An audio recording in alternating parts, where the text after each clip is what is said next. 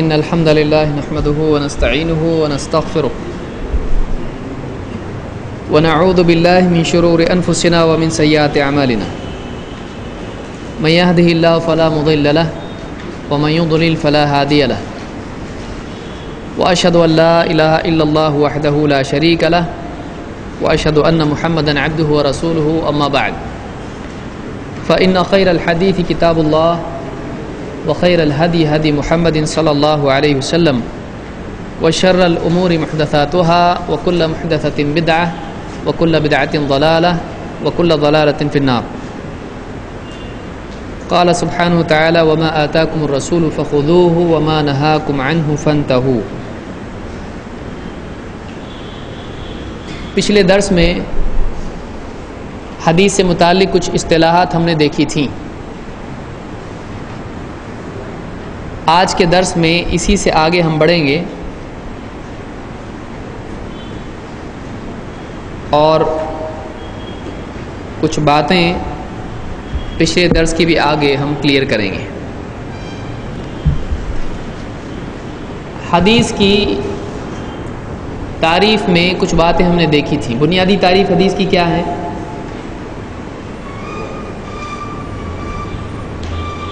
حدیث کی بنیادی تعریف کیا ہے؟ اصطلاحی اعتبار سے حدیث کی تعریف. حدیث کوئی پوچھے حدیث کس کو کہتے ہیں؟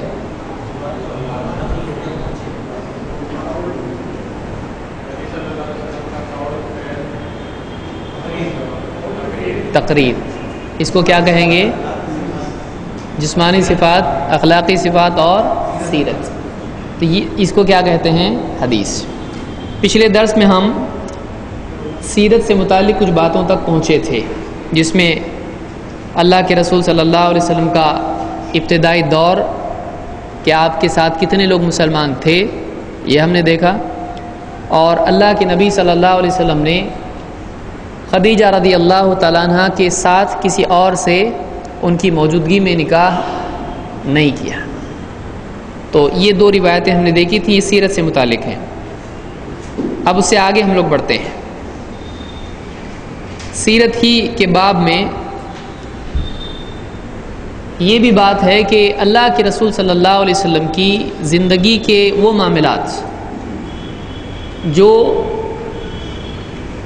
نبی بننے کے بعد ہوں، کیا وہ حدیث میں آتے ہیں؟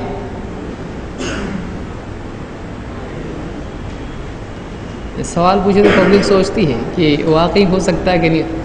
کیا نبی صلی اللہ علیہ وسلم کے نبی بننے کے بعد کے معاملات حدیث ہیں؟ اتنا سوچنے کی اس میں کیا ضرورت ہے؟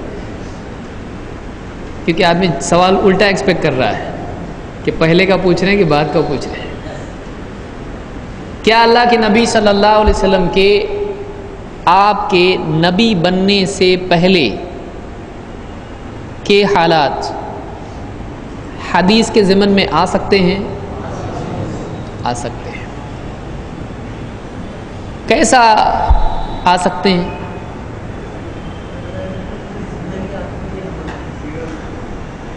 اللہ کے نبی صلی اللہ علیہ وسلم کی پوری زندگی ہمارے لیے نمونہ ہے. یہ ایک اصولی بات ہوئی کہ لینا ہے نہیں لینا ہے، لیکن کیا وہ حدیث کی ڈیفینیشن میں آتا ہے؟ کیا حدیث میں وہ آتا ہے اور کیسے آتا ہے؟ کیسے معلوم کیسے ہوگا وہ؟ اللہ کے رسول صلی اللہ علیہ وسلم کی نبوت سے پہلے کے حالات کیسے معلوم ہوں گے؟ چلیے نمبر 1 حدیث کے ذریعے معلوم ہوں گے، لیکن اس کو حدیث بولتے ہیں کیا؟ وہ حدیث کی ڈیفینیشن میں آئے گا. واقعات. کون بتائے گا؟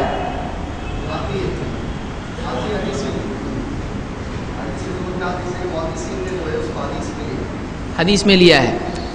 اب یہ بتائیے کہ اللہ کے نبی صلی اللہ علیہ وسلم نبی بننے سے پہلے کا جو دور ہے وہ کون بتائے گا؟ صحابہ جنہوں نے آپ کو پہلے دیکھا تھا. جیسے کوئی صحابی آپ صلی اللہ علیہ وسلم کے نبی بننے سے پہلے آپ کے ساتھ رہے ہوں یا آپ کو دیکھا ہو یا آپ سے ملے ہوں، اس دور کا کوئی واقعہ انہوں نے بیان کیا ہے، تو کیا یہ حدیث بنے گا؟ بنے گا، کیونکہ نبی کے بارے میں کوئی بات ہے جو کوئی صحابی بیان کر رہے ہیں، اور اگر کوئی غیر مسلم بتائے تو نہیں بنے گا، بنے گا نا؟ ہاں، یعنی وہ حدیث بنے گا کہ نہیں بنے گا؟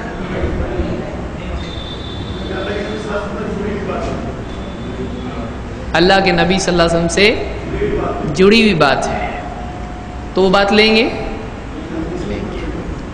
اللہ نے فرمایا ان جاءکم فاسق بنبأ فتبینوا، اگر کوئی فاسق تمہارے پاس کوئی خبر لائے تو تحقیق کرو، ایکسیپٹ مت کرو جب تک کہ تحقیق ویریفائی نہ ہو۔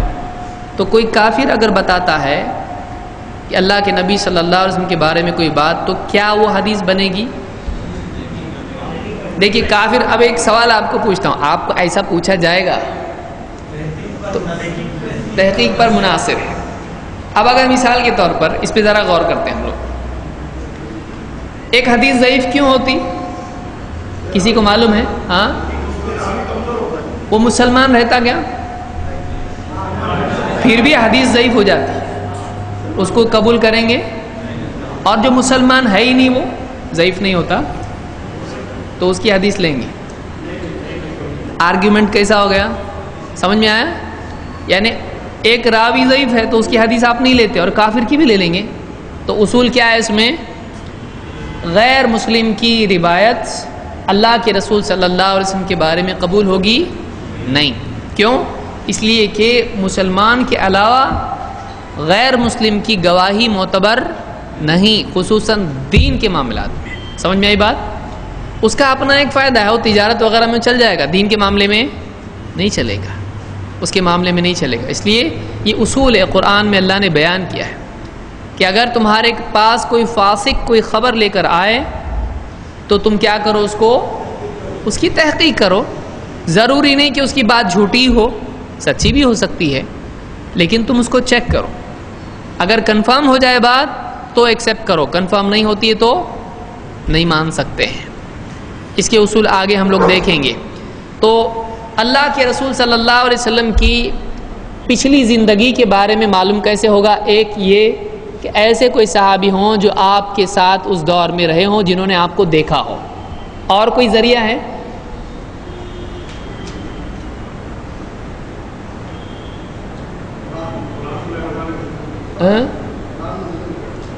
وہ حدیث ہے، قرآن میں تو ہے، قرآن میں ہے، بہت کچھ ہے، لیکن وہ بات ہم کس کے بارے میں بات کر رہے ہیں؟ حدیث یا قرآن؟ پہلے آپ طے کرو۔ حدیث کے بارے میں، جس کو ہم حدیث میں لے رہے ہیں، کیسے معلوم پڑے گا؟ ایک تو صحابی جو تھے، دوسرا خود اللہ کے نبی صلی اللہ علیہ وسلم بتائیں گے، نہیں بتا سکتے تو وہ بھی ایک ذریعہ ہے۔ آپ نے کہا میں ایسا ہوا، میں ایسا کرتا تھا، میں یوں کرتا تھا، میں بکریاں چراتا تھا، بولے کہ نہیں بولے؟ قرارید پر میں بکریاں چراتا تھا، تو آپ نے کب کی بات بتائی ہے؟ نبوت سے پہلے کی بات بتائی۔ تو ایک تو خود کوئی صحابی اس زمانے میں تھے، دوسرے خود آپ صلی اللہ علیہ وسلم نے بتایا۔ تیسری بات یہ ہے کہ ایک روایت ہے ابھی ہمارے سامنے، کس کی؟ کون سے صحابی ہے یہ؟ انس ابن مالک۔ یہ کتنی عمر میں اللہ کے نبی صلی اللہ علیہ وسلم کی خدمت کرنا شروع کیے؟ 8-10 سال کی عمر میں، اور 9 سال تک خدمت کی۔ تو یہ کب کا واقعہ بیان کر رہے ہیں؟ دیکھو یہ بچے تھے کہ نہیں اتنا تو معلوم ہے نا، حضرت انس بچے تھے، خدمت کرتے تھے، میں نے 9 سال خدمت کیا، آپ نے کبھی ڈانٹا نہیں، روایت معلوم ہوگی آپ لوگوں کو۔ تو انس ابن مالک کب کا واقعہ بیان کر رہے ہیں اس حدیث میں؟ آپ نے پڑھی حدیث کہ یہاں آگے پڑھتے آپ لوگ؟ صرف پڑھیے نا، میں حدیث پڑھ لیتا ہوں پہلے، تو یہ جو نئے آئے ہیں ان کو بھی معلوم پڑ جائے گا۔ انس ابن مالک رضی اللہ تعالیٰ فرماتے ہیں ان رسول اللہ صلی اللہ علیہ وسلم آتاہ جبریل، اللہ کے رسول صلی اللہ علیہ وسلم کے پاس جبریل آئے، وَهُوَ يَلْعَبُ مَعَ الْغِلْمَانِ، آپ بچوں کے ساتھ کھیل رہے تھے۔ غلمان جمع ہے غلام کی، لڑکے، غلمان بچوں کو بولتے ہیں۔ فَأَخَذَهُ فَصَرَعَهُ، جبریل نے پکڑا اللہ کے نبی صلی اللہ علیہ وسلم کو اور صرعہ طاقت سے لٹا دیا. جیسے کوئی کشتی کے طور پر صرع کے معنی ہوتا ہے کشتی لڑنا کسی سے، تو آپ کو پکڑ کے جیسے گویا کہ زبردستی زمین پر لٹا دیا. فَشَقَّ عَنْ قَلْبِهِ فَاسْتَخْرَجَ الْقَلْبَ، آپ کا سینہ چاک کر دیا. جبریل نے کیا کیا؟ سینہ کھول دیا اور آپ کے سینے سے کیا نکالا؟ دل. کس کا؟ اللہ کے نبی صلی اللہ علیہ وسلم کا. فَاسْتَخْرَجَ مِنْهُ عَلَقَةً، علقہ خون کا ایک چھوٹا سا ٹکڑا اس کو کہتے ہیں، چھوٹا سا لوتھڑا جس کو ہم کہتے ہیں، علقہ آپ جانتے ہیں. تو چھوٹا سا خون کا ایک حصہ نکالا. فَقَالَ هَذَا حَظُّ الشَّيْطَانِ مِنْكَ، اور کہا کہ یہ تمہارے اندر شیطان کا حصہ تھا یا ہے، تو وہ نکال دیا. ثم غسلہ فی طست من ذہب بماء زمزم، پھر اس دل کو کیا کیا؟ ایک طست میں، ایک پلیٹر جس کو آپ کہیں گے، تشت جس کو آپ کہتے ہیں، بڑی تھالی، اس میں زمزم کے پانی سے کیا کیا؟ دل کو دھویا. ثم لأمہ، ثم اعادہ فی مکانہ، لأمہ، لأمہ ٹھیک کرنا، سیٹ کرنا، اور ثم اعادہ فی مکانہ، پھر اس کو واپس اس کی اپنی جگہ پر سیٹ کر دیا دل کو. وجاء الغلمان یسعون الی امہ، یعنی ذئرہ، وہ بچے جو کھیل رہے تھے ساتھ میں، دوڑتے دوڑتے ان کی ماں کے پاس آئے. یعنی کون سی ماں؟ دودھ پلانے والی، ذئرہ دودھ پلانے والی ماں. فقالوا ان محمدا قد قتل، کیا کہنے لگے؟ محمد کو مار ڈالا، محمد کو مار ڈالا صلی اللہ علیہ وسلم. یعنی آ کے بولنے لگے، یعنی دیکھ رہے ہیں بچے سینہ چاک کرتے، نکال، مار ڈالا اس کو. دوڑتے دوڑتے آئے. خبر ماننا چاہیے، تحقیق کرنا چاہیے. فقالوا ان محمدا قد قتل، ان کے لیے تو وہی تھا کہ کسی کا آپ سینہ چاک کر دو تو اس کو کیا کہو گے آپ؟ نہیں کچھ تو اچھا کر رہے. نہیں، وہ نہ جبریل کو پہچانتے ہیں نہ کچھ، فوراً آ گئے، لٹا دیا، سینہ چاک کر دیا. اتنی خبر لے کے بچے بھاگے. اور انہوں نے جا کے جو کہا وہ صحیح تھا غلط تھا؟ حقیقتاً صحیح نہیں تھا، لیکن ان کے مشاہدے کے اعتبار سے صحیح تھا نا. آپ کسی کو دیکھو گے پیٹ میں کچھ مار دیا کسی نے، کیا بولو گے؟ اس کی خدمت کر رہا ہے؟ آپ بولو گے مار ڈالا اس نے. تو آپ کے لیے اتنی خبر کافی ہے، کیونکہ یہ عمل انسان کی موت کے لیے کافی ہوتا ہے کہ کسی کا سینہ چاک کر دیا جائے. تو انہوں نے جا کے وہی خبر، وہ دوڑے دوڑے آئے وہاں سے. فقالوا ان محمدا قد قتل فاستقبلوه وهو منتقع اللون، وہ لوگ بھی آئے رضائی ماں، اور آپ کو دیکھا تو آپ ایک دم، آپ کا رنگ بدلا ہوا تھا. یعنی ڈر سے، گھبراہٹ سے حالت انسان کی جب بگڑ جاتی ہے، بچے ہیں چھوٹے آپ صلی اللہ علیہ وسلم، تو آپ کا رنگ بدلا ہوا تھا.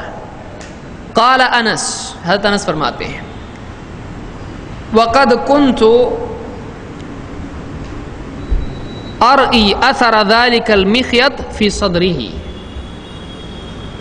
میں سمجھتا ہوں یہ ارا ہے، لکھنے میں غلطی ہوئی ہے، کہ میں دیکھتا تھا اللہ کے نبی صلی اللہ علیہ وسلم کے سینے پر اس سوئی کے یا اس دھاگے کے اثر کو، یعنی جس سے سیا گیا تھا، پھاڑ دیا اور اس کو سیا گیا تھا، تو وہ جو جوڑا ہوا حصہ ہے، تو وہ جوڑا ہوا حصہ آپ کے سینے پر دکھائی دیتا تھا کہ ہاں اس کو سیا ہوا ہے یہاں سے. تو میں آپ کے سینے پر وہ اثر دیکھا کرتا تھا. اس کو امام مسلم نے روایت کیا ہے. یہاں یہ بات بتائیے کہ حضرت انس کیا اس واقعے کے گواہ ہیں؟ ہے نا کہ نہیں ہے؟ اختلاف ہو رہا امت میں. آپ اختلاف امتی رحمہ، اس میں بھی خیر ہے، ہر ایک اپنی جگہ صحیح ہے. حضرت انس تھے یا نہیں تھے اس واقعے میں؟ نہیں تھے؟ تھے نا. آپ بتائیے، اللہ کے نبی صلی اللہ علیہ وسلم جب بچے تھے تب کا یہ واقعہ ہے، مان لیجئے 10 سال کے تھے، فرض کر لیجئے ایک تھوڑی دیر، تو حضرت انس بھی اس وقت میں اگر ہوں گے تو بعد میں ان کی عمر کتنی ہونی چاہیے؟ ان کی بھی 40 کے آس پاس ہونا چاہیے۔ پھر مدینہ میں آئے تو ماں خدمت کے لیے لے کے آئی، یعنی چھوٹے تھے۔ تو یہ تھے کیا اس وقت میں نبی بننے؟ حضرت انس جب اللہ کے رسول صلی اللہ علیہ وسلم نبی بنے 13 سال مکہ میں رہے، اس کے بعد مدینہ میں آئے تو حضرت انس کو لا کے چھوڑا ماں نے۔ تو آپ جب نبی بنے تو 13 سال پرانا واقعہ ہوا کہ نہیں ہوا؟ تو حضرت انس تھے کہ جبھی نہیں تھے، چھوٹے بچے تھے، خدمت کے لیے لائی تھی ماں مدینہ میں۔ مدینہ سے 13 سال پہلے نبی بنے، اور یہ واقعہ کب کا ہے؟ نبی بننے کے وقت کا ہے، بچپن کا ہے ہمارے نبی کے۔ تو حضرت انس تھے کہ جبھی، یعنی 40 سال کے انسان کو لا کے ماں خدمت میں چھوڑ رہی ہے، لو بچہ میرا، ہوتا ایسا؟ چھوٹے بچے تھے۔ تو اس واقعے میں حضرت انس موجود تھے؟ نہیں تھے۔ پھر بعد کے دور میں انہوں نے کہا کہ میں آپ کے سینے پر اس کا اثر دیکھتا تھا، لیکن کیا وہ دیکھا انہوں نے؟ نہیں، کیونکہ تبھی وہ تھے ہی نہیں۔ تو کیا یہ روایت ایکسیپٹیبل ہے؟ سمجھ میں آ رہی بات؟ کہ صحابی ایسی بات بیان کرے جس میں وہ نہیں تھا، تو کیا وہ روایت مقبول ہے یا نہیں؟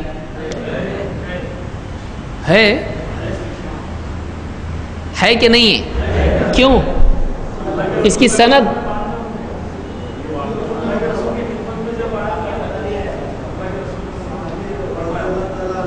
لیکن واقعے میں تھے کیا؟ تو پھر کیسا لیں گے؟ صحابی اس لیے جو بھی بولے لینے کا، ٹھیک ہے، بات اپنی جگہ درست ہے، لیکن قاعدے سے اصول اس میں یہ ہے کہ صحابہ کے علم کا ذریعہ کیا تھا؟ کیا یہ ممکن نہیں ہے کہ اتنا بڑا واقعہ وہ بیان کر رہے ہیں تو انہوں نے کس سے کنفرم کیا؟ ہم لوگ کنفرم کریں گے کہ نہیں کوئی بات؟ تو صحابہ یہ واقعہ کہاں سے بیان کر رہے ہیں؟ اللہ کے نبی صلی اللہ علیہ وسلم۔ اس لیے کوئی صحابی، اس کو یاد رکھیے، کوئی صحابی اگر ایسا واقعہ بیان کرے جس میں وہ خود موجود نہ ہو تو کیا وہ واقعہ ایکسیپٹ کیا جائے گا؟ ہاں، صحابہ اگر اس زمانے کی یا اللہ کے نبی صلی اللہ علیہ وسلم کے پہلے حالات اگر بیان کرتے ہیں تو وہ واقعہ لیا جائے گا کہ نہیں؟ یہ اصول ہے، یہ لیا جائے گا۔ اس میں اور ایک مثال آپ کو دیتا ہوں۔ بخاری آپ شروع کریں گے تو آپ کو بدء الوحی میں ایک روایت ملے گی، لمبی روایت ہے، حضرت عائشہ کی روایت ہے کہ آپ صلی اللہ علیہ وسلم غار حرا میں گئے اور وہاں پر جبریل آئے اور دبوچا اور اقرا وغیرہ، ہے کہ نہیں روایت؟ کتنوں نے پڑھی ہے وہ روایت؟ پڑھیے۔ حضرت عائشہ کا نکاح کتنی سال کی عمر میں اللہ کے نبی صلی اللہ علیہ وسلم سے؟ 9، ہاں، یعنی 9 سال میں سمجھ لو، پکڑ کے چلو۔ تو اللہ کے رسول صلی اللہ علیہ وسلم کہ اس واقعے میں حضرت عائشہ موجود تھی کیا؟ تو یہ روایت ایکسیپٹ کریں گے کہ نہیں کریں گے؟ کریں گے۔ کیوں؟ اس لیے کہ بہت ساری باتیں صحابہ جو باتیں آپ کے بارے میں بیان کرتے ہیں وہ کیا ہے؟ سچے کی خبر ہے، اور وہ خوب جانتے تھے کہ کوئی بات نبی کے بارے میں بولنا ہے تو کتنا احتیاط اس میں کرنا چاہیے۔ اس لیے صحابہ اگر کوئی ایسی بات بتائیں جو اللہ کے نبی صلی اللہ علیہ وسلم کی ہو اور وہ خود اس میں موجود نہ ہوں، تو اگر وہ نہ بھی موجود ہوں تو ایکسیپٹیبل ہے کہ نہیں؟ سمجھ میں آئی بات؟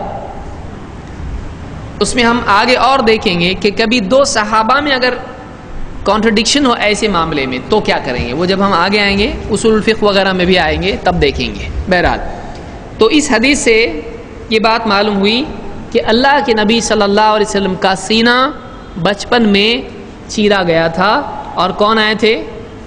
جبریل۔ تو یہ کیسے معلوم پڑا کون تھے وہ؟ سمجھ میں آ رہی بات کہ انس رضی اللہ تعالیٰ تو تھے نہیں، اور بول رہے ایک شخص آیا، بولنا چاہیے کون آئے؟ جبریل، یعنی یہ کنفرم بول رہے جبریل تھے وہ۔ تو یہ کس نے بتایا؟ یہ اللہ کے نبی صلی اللہ علیہ وسلم، کیونکہ باقی کوئی صحابی تو تھے نہیں، بچے کھیل رہے تھے اس وقت میں، تو بتائے گا کون؟ سمجھ میں آ رہی بات کہ اللہ کے رسول صلی اللہ علیہ وسلم ہیں، بچے ہیں کھیل رہے ہیں، بچے بھاگے، اب کوئی بھی نہیں بچا، اکیلے بچے اللہ کے رسول. پھر بعد میں جب وہ لوگ آئے تو آپ کا آپریشن سکسیسفلی ہو چکا تھا. اب جبریل رکے ہیں، میں جبریل ہوں، آیا ہوں آپ سے ملنے کے لیے. جبریل چلے گئے، اس لیے کہ واقعی میں یہ ذکر نہیں کہ جب وہ لوگ آئے تو جبریل نے کہا لیجیے آپ کا بچہ لے جائیے. نہیں، وہ نہیں ہے وہاں پہ. تو اب معلوم ہوا کہ یہ جبریل ہیں. کیسے معلوم پڑا؟ اللہ کے رسول صلی اللہ علیہ وسلم نے بتلایا. اسی لیے بعد میں بھی وہ دیکھتے تھے، کیونکہ جملہ اس میں کیا ہے؟ ھذا حظ الشیطان منک، یہ تمہارے سینے میں کیا تھا؟ شیطان کا حصہ تھا. اتنی ساری باتیں کون بتایا؟ کون تھا اس وقت میں موجود؟ بچے تھے، ماں تھی، کہ کون تھا وہاں پہ؟ اکیلے اللہ کے رسول صلی اللہ علیہ وسلم. تو بعد میں کون بتائے گا یہ بات؟ اللہ کے رسول. سمجھ میں آیا؟ ٹھیک ہے. یہ حدیث کی کتاب میں ہے، صحیح مسلم میں ہے. تو ایک بات ہم نے دیکھی کہ سیرت کے واقعات، آپ صلی اللہ علیہ وسلم کی زندگی کے واقعات، چاہے کوئی دوسرا صحابی یا کوئی دوسرا یعنی کوئی آپ کے علاوہ کوئی بیان کرے تو وہ بھی دلیل ہوتا ہے، اس کو بھی حدیث کہا جائے گا. پھر آپ کے نبی بننے کے پہلے کے واقعات ہوں وہ بھی کیا ہوگا؟ حدیث میں آتا ہے. اس کا فائدہ کیا ہے؟ اس کا فائدہ یہ ہے کہ آپ کی زندگی کے حالات معلوم ہوتے ہیں، اور آپ پر لگائے ہوئے کچھ بھی الزامات اگر ہوں تو اس کے دفاع میں وہ کام آتے ہیں. آگے بڑھتے ہیں. اب ہم نے یہ دیکھا کہ اللہ کے رسول صلی اللہ علیہ وسلم کی کہیں بھی باتیں، آپ کا عمل یا آپ کے بارے میں کوئی بات. اب اگر کچھ باتیں صرف صحابی کی ہوں، صحابہ کہہ رہے ہوں، ان کا شریعت میں کیا حکم ہے؟ اس کو حدیث کی اصطلاح میں کاؤنٹ کریں گے حدیث میں یا نہیں؟ تو جواب یہ ہے کہ اگر صحابی کوئی بات کہتے ہیں تو جو چیز قول، فعل، تقریر ہوتا ہے، اس میں قول، فعل اور تقریر، یہ تو آپ کو یاد ہو گیا، ابھی واپس سے دہرانے کی ضرورت نہیں ہے. اب اگر قول نبی کا نہ ہو، صحابی کا ہو، تو کیا وہ حدیث ہے؟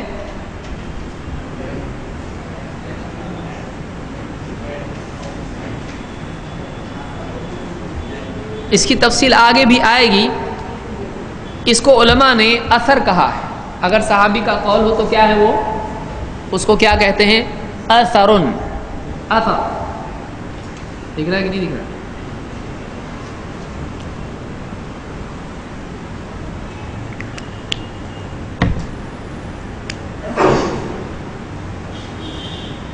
اثر. اگر صحابی کا قول، عمل اگر ہوتا ہے تو اس کو کیا کہتے ہیں؟ اثر. تابعین کے لیے بھی اثر استعمال ہوتا ہے. اگر صحابی کا قول ایسا ہو کہ میں فلاں جگہ گیا، ایسا ایسا ہوا، اور دوسرا قول جنت ایسی ہے، نماز میں یہ کرنا چاہیے، یہ حلال ہے، یہ حرام ہے، بنی اسرائیل میں موسیٰ علیہ السلام کے زمانے میں ایسا تھا، تو اپنے بارے میں صحابی کا کچھ کہنا یا کسی بھی معاملے میں کوئی بات کہنا اور یہ باتیں کہنا، کیا اس میں فرق ہے؟ فرق ہے. مثلا صحابی جنت کے بارے میں اگر کچھ کہیں تو کیا صحابہ اپنی طرف سے کہیں گے؟ آپ اپنی طرف سے جنت کے بارے میں کہیں گے؟ صحابہ ہم سے زیادہ بہتر لوگ تھے. تو ایسی بات جو غیب سے تعلق رکھتی ہو، کہ جس کو انسان اپنے طور پر معلوم نہیں کر سکتا، یا ایسی بات جو توقیفی ہو، جس میں آدمی اجتہاد نہیں کر سکتا ہے، اس کو دلیل کا پابند ہونا پڑتا ہے، اپنی طرف سے کچھ بھی نہیں کر سکتا ہے. تو دو چیزیں، جیسے ایک کیا ہے، غیبیات میں سے ہو، یا توقیفی معاملات ہوں. جیسے غیبی چیز کیسی ہوگی؟ جنت میں ایسا ہے، قیامت کے دن ایسا ہوگا، یا جب اللہ نے مخلوقات کو پیدا کیا تو ایسا کیا. ماضی، مستقبل یا حال کے اعتبار سے جو چیزیں غیب میں ہیں، اگر کوئی صحابی اس کے بارے میں کچھ کہیں اور یہ نہ کہیں کہ اللہ کے نبی صلی اللہ علیہ وسلم نے کہا ہے، تو کیا وہ ایکسیپٹیبل ہوگا؟ نہیں ہوگا نا؟ ہاں ہوگا کہ نہیں ہوگا؟ کیوں ہوگا؟ اپنی طرف سے. کیوں؟ کیونکہ صحابہ کے علم کا ذریعہ کیا تھا؟ اللہ کے رسول صلی اللہ علیہ وسلم. آپ صحابہ آپ صلی اللہ علیہ وسلم سے ہی دین لیتے تھے. اب ایسا کیوں ہوا؟ پھر صحابی نے کیوں نہیں بتایا؟ اب کوئی آدمی کہہ سکتا ہے نہیں، جو صحابہ کہیں اللہ کے نبی صلی اللہ علیہ وسلم نے فرمایا وہی لیں گے، نہیں تو نہیں لیں گے. کیا ایسا ہی ہے؟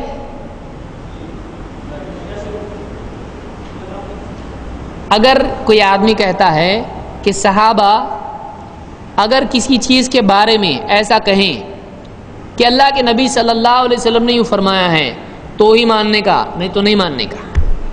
کیا ہے صحیح ہے؟ لوگ بول رہے یہ تو پڑھے ہوئے نہیں ہیں، یہ تو پڑھنے کے لیے آیا اور وہی پوچھ رہے ہم. اصول اس میں یہ ہے کہ دو چیزیں میں نے بتائی. دیکھیں اگر وہ بات، اب ہم کو اس میں دو چیزوں پہ غور کرنا ہے، اس کو یاد رکھیے. اب یہ تھوڑا تھوڑا ہمارے جو دروس ہیں تھوڑے تھوڑے مشکل ہوتے جائیں گے، تو جو خوشی خوشی آئے وہ بھاگے نہیں، کیونکہ یہ چیز اگر آپ کو سمجھ میں آ گئی، اگر یہ چیز آپ کو سمجھ میں آ گئی تو آپ کے لیے بہت آسانی ہوگی. لیکن اس میں آپ نے ہمت چھوڑ دیے، یہ ابھی اب تک کا ٹھیک تھا، اب اپنے بس کی بات نہیں ہے. بس میں سے اتر گئے تو آدھا عالم بہت ڈینجر رہتا، ہر چیز کا آدھا جانکار بہت خطرناک رہتا. آدھا علم خود انسان کا دشمن رہتا ہے، آدھا معلوم آدھا نہیں معلوم. تو آپ اس میں پار ہو جائیے، چاہے فیل ہو جائیں، لیکن آپ پار ہو جاؤ اس میں. گاڑی میں سے اترو مت، ابھی بیٹھ گئے بیٹھ جاؤ اس میں. دو چیزیں ہوتی ہیں. ایک یہ کہ ایک عالم کو اختیار ہوتا ہے کہ ایسے معاملات جو پہلے نہیں تھے اس میں اجتہاد کرے. کیا آپ سب یہ بات مانتے ہیں؟ کوئی نیا مسئلہ آ گیا، ٹیسٹ ٹیوب بیبی، کیا حدیث میں آپ کو ملے گا ٹیسٹ ٹیوب بیبی ایسا جائز ہے ناجائز ہے؟ بلڈ ڈونیشن آپ کو ملے گا؟ گانجا ملے گا آپ کو؟ چرس تو نہ چ نہ گ ملے گی نہیں آپ کو. تو بہت ساری چیزیں اس زمانے میں ان چیزوں کا وجود نہیں تھا، ان اعمال کا وجود نہیں تھا، یہ بعد میں آیا. تو اب کیا کرنا پڑے گا؟ دیکھنا پڑے گا جتنا ڈیٹا اپنے پاس ہے اس ڈیٹا میں اس کے بارے میں کیا نکل سکتا ہے، پروسیس کرنا پڑے گا، جواب اس میں سے نکالنے کی کوشش کرنا پڑے گا. کئی دلیلوں کو جوڑ کے دیکھنا پڑے گا کہ واقعی اس کے بارے میں اسلام کیا بتاتا ہے. کچھ کلیئر بات ہوتی ہے، کچھ ڈیٹیل میں ڈھونڈنا پڑتا ہے. تو اس کو کیا کہتے ہیں؟ اجتہاد.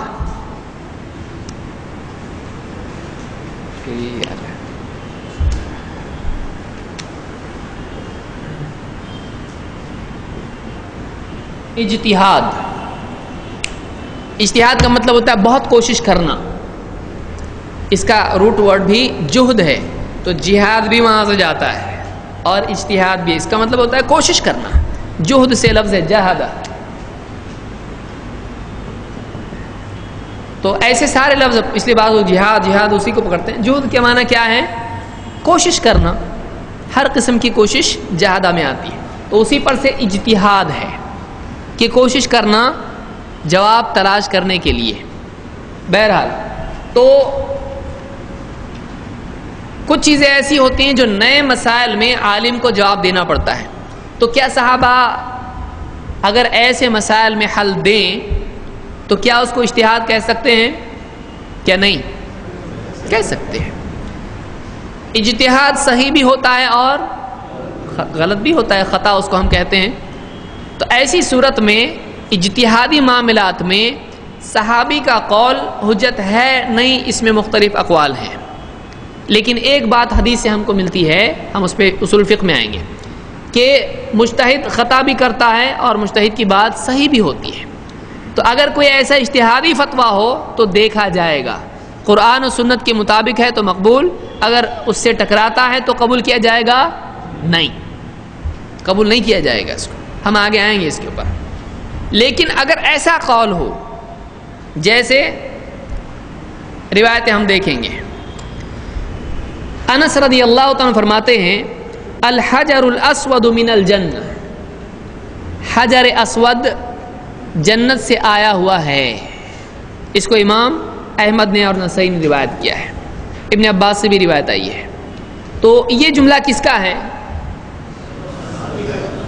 صحابی کا۔ کیا بول رہے ہیں؟ حجر اسود کہاں سے آیا؟ ان کے سامنے ہی آیا نا؟ آیا نہیں آیا؟ کب آیا وہ؟ ابراہیم علیہ السلام۔ تو حجر اسود جنت سے آیا ہے، تو یہ بات کیا کوئی آدمی نبی کے بغیر بتائے بول سکتا ہے؟ نہیں بول سکتا ہے۔ تو اس بات کو کہیں گے ایسی باتیں جو غیبیات میں سے ہیں، اور اگر کوئی صحابی ایسی بات کہتا ہے تو وہ چیز بھی دلیل مانی جائے گی، وہ بھی حدیث مانی جائے گی، اور اس کے بارے میں کہا جاتا ہے کہ یہ حدیث کیا ہے؟ فی حکم المرفوع، فی حکم المرفوع۔ کیا مطلب؟ مرفوع کے حکم میں، الٹا آتے عربی میں ایسا ہے۔ فی حکم المرفوع کا مطلب کیا ہوتا ہے؟ یہ روایت مرفوع کے حکم میں ہے، یعنی مرفوع کس کو کہتے ہیں؟ پہلے تو اپنے کو مرفوع ہی نہیں معلوم، تو پھر فی حکم المرفوع کا فائدہ کیا ہوگا؟ مرفوع اس حدیث کو کہتے ہیں کہ جس کو اللہ کے نبی صلی اللہ علیہ وسلم سے جوڑا گیا ہو، کہ جس کا رشتہ کس سے ہو؟ اللہ کے نبی صلی اللہ علیہ وسلم سے، اس کو مرفوع کہا جاتا ہے۔ تو اگرچہ یہ بات صحابی نے خود کہی ہے، لیکن وہ اپنے طور پر کہہ سکتے ہیں نہیں، تو یہ کس سے لی ہوگی؟ اللہ کے نبی صلی اللہ علیہ وسلم سے۔ اب ہم یہ کہہ رہے ہیں کس سے لی ہوگی کا مطلب اپنے دل سے بول رہے ہیں، تو صحابہ کس سے دین لیتے تھے؟ کنفرم، تو پکا کس سے لیے ہیں؟ اللہ کے نبی سے۔ اپنے طور پر وہ بولتے تھے نہیں۔ تو ایسی بات جیسے یہ بات ہے کہ حجر اسود جنت سے ہے، یا ابراہیم علیہ السلام کا ایسا ہوا، یا آدم علیہ السلام کا معاملہ ایسا تھا، یا بنی اسرائیل میں یوں تھا، یا قیامت کے دن ایسا ہوگا، قیامت کے قریب ایسا ہوگا، یہ ساری چیز، فرشتے ایسے ہوتے ہیں، اگر ایسی باتیں کہیں گے تو یہ حدیث کیا ہوگی؟ اس کو کیا کہیں گے؟ قولی، اور جو حکمن مرفوع، یہ کیا ہے؟ حکمن مرفوع ہے۔ یہ براہ راست اللہ کے نبی صلی اللہ علیہ وسلم سے جوڑ سکتے ہیں؟ صحابی نے کہا نہیں، بولے اللہ کے نبی نے فرمایا، کہہ سکتے ہیں اس بارے میں؟ کہہ سکتے ہیں کہ نہیں کہہ سکتے ہیں؟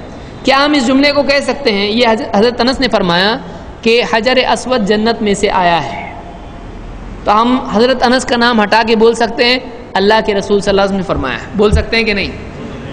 بول سکتے نا؟ نہیں بول سکتے، اس کو نہیں کہا جا سکتا۔ کیوں؟ اس لیے کہ حضرت انس نے بھی ایسا نہیں کہا، لیکن غالب گمان یہی ہے کہ یہ بات کس سے لی ہے؟ اللہ کے نبی صلی اللہ علیہ وسلم سے، اس لیے اس کو ہم کہیں گے یہ روایت کیا ہے؟ قولی ہے، اور کیا ہے؟ فی حکم المرفوع، مرفوع کے حکم میں ہے، مرفوع کے حکم میں۔ سمجھ میں آ رہا ہے کہ نہیں آ رہا ہے؟ نہیں آ رہا ہے۔ دیکھیے، ایسی حدیث، ایسی بات جو صحابی غیب کی کہے، جو وہ خود اپنے طور سے نہیں جان سکتے تھے، نبی کے بتانے سے ہی معلوم ہوا ہوگا، ایسی بات کو بھی حدیث کہیں گے۔ ایک بات ہو گئی حل۔ لیکن اس کو ڈائریکٹلی نبی کا قول کہہ سکتے ہیں؟ نہیں، اس کو صحابی کا ہی کہیں گے۔ لیکن صحابی کا ہو گیا یہ، تو اس کو نہ کلیئرلی نبی کا کہہ سکتے ہیں، نہ یہ ٹوٹلی صحابی کا ہے، یہ بیچ میں آ رہا ہے کہیں۔ سمجھ میں آ رہی بات؟ کہ یہ نبی کی بات ہو سکتی ہے غالب، کیونکہ اس کا ویٹ وہی بات کا ہے جو نبی کی ہوتی ہے۔ سمجھ میں آ رہی بات؟ کہ اس بات کا وزن نبی ہی کی بات کی وزن کی طرح ہے۔ کیوں؟ اس لیے کہ یہ ایسی بات ہے جو آدمی اپنے طور پر نہیں کہہ سکتا ہے۔ تو صحابہ کی ایسی باتیں بھی دلیل مانی جاتی ہیں جو غیبیات سے متعلق ہوں، غیبی باتیں ہوں جس کے اندر جو آدمی خود سے نہیں جان سکتا ہے۔ اور آگے آئیے، تفسیر کے سلسلے میں اگر کوئی صحابی یا صحابیہ کہیں کہ یہ آیت فلاں مسئلے میں نازل ہوئی تو اس کو بھی حدیث کہا جاتا ہے، اگرچہ اس میں اللہ کے نبی صلی اللہ علیہ وسلم نے فرمایا ایسا ہے نہیں ہے۔ جیسے مثال کے طور پر ابن عباس کہتے ہیں الذین بدلوا نعمت اللہ کفرا، جنہوں نے اللہ کی نعمتوں کے بدلے میں ناشکری کی۔ یہ آیت، اس آیت کے بارے میں ابن عباس کہتے ہیں ہم واللہ کفار قریش، اللہ کی قسم جن لوگوں کے بارے میں کہا جاتا ہے، اس آیت میں کہا گیا وہ لوگ جنہوں نے اللہ کی نعمت کے بدلے ناشکری کی۔ کون لوگ ہیں؟ آیت میں تو اس کا نام نہیں آ رہا ہے، تو صحابی بتا رہے ہیں کون ہیں وہ۔ صحابی کیا کہہ رہے ہیں؟ جن کے بارے میں آیت ہے یہ کون ہے؟ قریش کے کفار ہیں، قریش کے کفار، اس لیے قسم کھا کے کہہ رہے ہیں ہم واللہ کفار قریش، اللہ کی قسم وہ قریش کے کیا ہیں؟ کفار، جنہوں نے اب کون سی نعمت ہے جس کی ناشکری کی؟ تو اس کے سلسلے میں عمر کہتے ہیں جو راوی حدیث کے، کہتے ہیں ہم قریش و محمد صلی اللہ علیہ وسلم نعمت اللہ، جن لوگوں نے اللہ کی نعمت کے بدلے ناشکری کی، تو جنہوں نے ناشکری کی وہ کون ہیں؟ کفار قریش، اور وہ نعمت کون ہے؟ محمد صلی اللہ علیہ وسلم۔ آگے حصہ کیا ہے آیت کا؟ وَأَحَلُّوا قَوْمَهُمْ دَارَ الْبَوَارِ، اور بربادی، اپنی قوم کو بربادی کے گھر تک پہنچا دیا۔ تو یہ جو بربادی کا گھر یا بربادی کا کنارہ یا بربادی تک پہنچا دیا، یہ بربادی کیا ہے؟ دار البوار کہتے ہیں النار یوم بدر، بدر کے دن جو جہنم کی آگ ان کے لیے اللہ تعالیٰ نے رکھی کہ جیسی مر گئے جہنم میں پہنچا دیے گئے۔ تو یہ کون یعنی احلوا قومہم دار البوار، اپنی قوم کے لیے دار البوار کو حلال کر دیا۔ تو یہاں پر دار البوار سے مراد کیا ہے؟ بربادی کا گھر۔ کون کیا ہے یہ جہنم ہے، جہنم ہے کہ بدر کے دن اللہ تعالیٰ نے ان کو جہنم رسید کر دیا، کیونکہ بدر میں جو قتل ہوئے مشرکین میں سے جنت میں جائیں گے وہ جہنمی ہیں، نبی کے خلاف لڑے وہ لوگ، تو وہ لوگ جہنمی ہیں۔ تو یہ آیت بخاری میں ہے، یہ حدیث بخاری میں ہے، اور یہ جو آیت ہے اس آیت کی تفسیر میں معلوم ہوتا ہے کہ ابن عباس کہتے ہیں کہ یہ کون ہے لوگ؟ یہ آیت قریش کے بارے میں نازل ہوئی۔ کیا اس میں اللہ کے نبی صلی اللہ علیہ وسلم کی کوئی بات ہے؟ کیا آپ نے یوں فرمایا؟ نبی کا قول اس میں ہے؟ نبی کا عمل نہیں ہے۔ تو یہ اللہ کے رسول صلی اللہ علیہ وسلم کے زمانے کی کوئی بات اگر صحابی بیان کرے تو وہ بھی کیا ہوتی ہے؟ مرفوع کے حکم میں ہوتی ہے، اس کو بھی حدیث کہتے ہیں۔ تو قول صحابی کا ہے لیکن وہ بھی حدیث کا وزن رکھتا ہے۔ اور آگے آئیے، عائشہ رضی اللہ عنہ فرماتی ہیں انزلت هذه الآیہ لا یؤاخذکم اللہ باللغو فی ایمانکم، اللہ تعالیٰ تمہاری لغو قسموں کے اوپر تمہاری پکڑ نہیں کرے گا۔ عربوں کو آج بھی عادت ہے واللہ ما رأیت، واللہ اس طرح سے کہتے ہیں، واللہ قلت، یعنی اللہ کی قسم۔ واللہ کا کیا مطلب ہوتا ہے عربی زبان میں؟ واللہ اور واللہ دونوں ایک جیسے دکھ رہے ہیں نا؟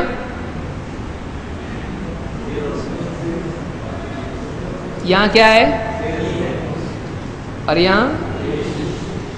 یہاں کسرہ ہے، اور یہاں کیا ہے؟ ضمہ، یہاں ضمہ ہے، تو یہاں زیر ہے، یہاں پیش ہے۔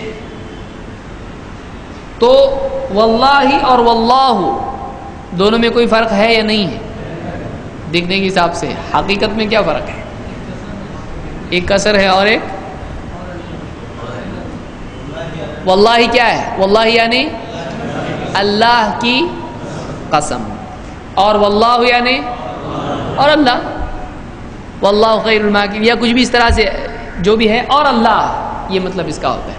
اسی لیے آپ صورتوں میں دیکھیں، آپ سمجھ میں آئے گا آپ کو، جو تیسرے پارے میں جو صورتیں ہیں، والفجر، تو والفجر ہوگا کہ والفجری ہے، والشمس وضحاها ہے یا والشمسی وضحاها ہے؟ تو یہ سب کیا واو کے بعد اس طرح کی جو بھی زیر آ رہے ہیں وہ سب کیا ہے؟ قسمیں ہیں۔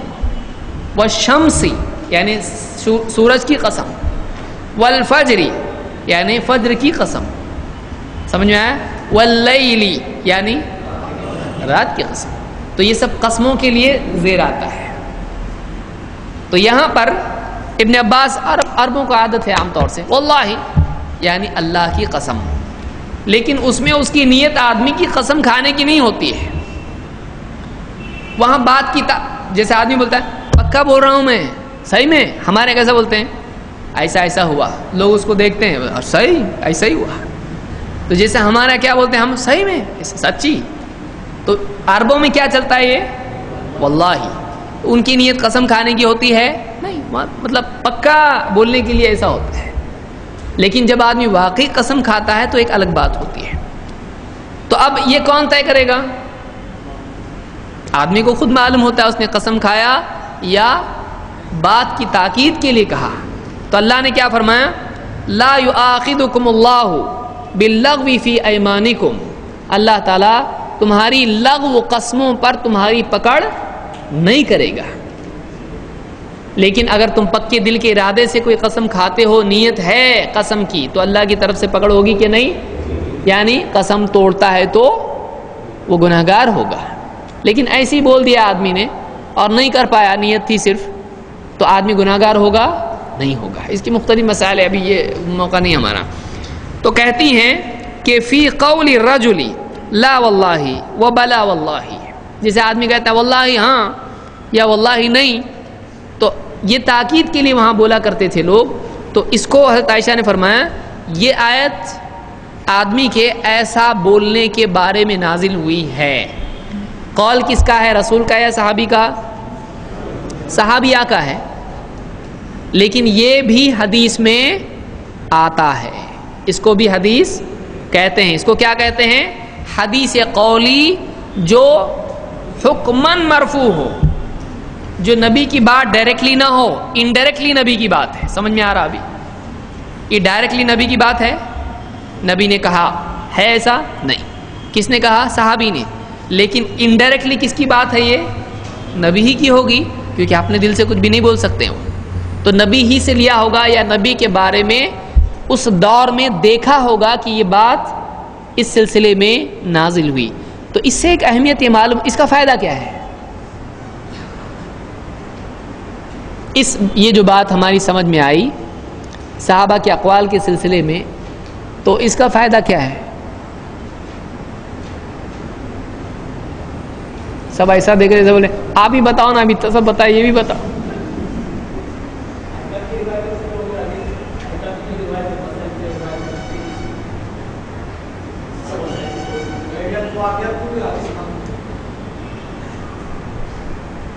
غیبیات کے واقعات کو بھی حدیث مانیں گے، یعنی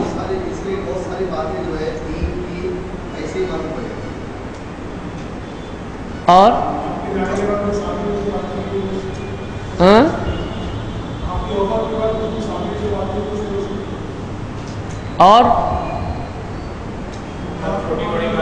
یہ جوابات غلط نہیں ہے، اس لیے آپ نیا جواب دینے کی کوشش نہ کریں، سوچیں کیا جواب ہے۔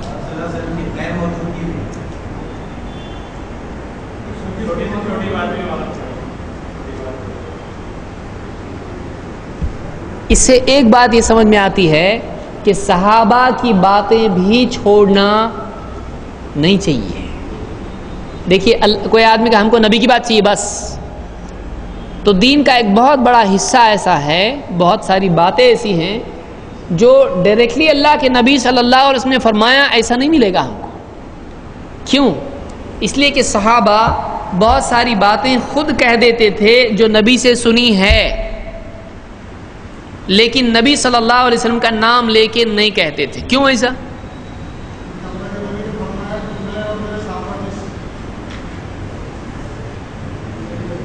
یہ جملہ مکمل ہے کہ نامکمل ہے؟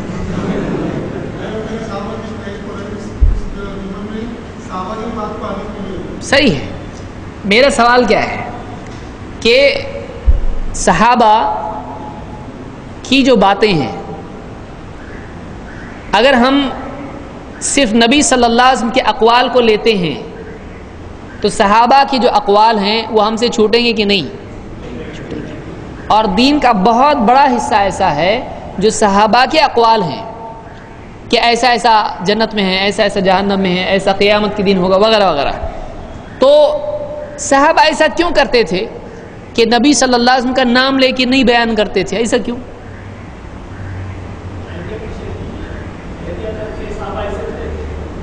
احتیاطاً.